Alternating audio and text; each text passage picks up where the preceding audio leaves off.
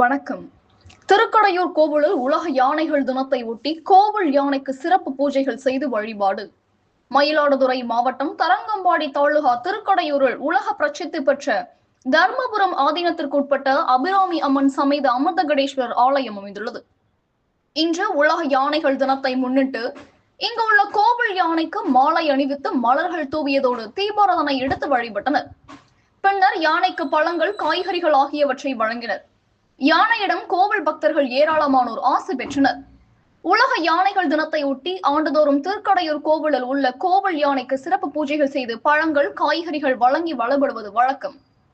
இந்த ஆண்டும் யானைகள் தினத்தை ஒட்டி கோவில் யானைக்கு சிறப்பு பூஜைகள் செய்து பழங்கள், காய்கறிகள் வழங்கப்பட்டது.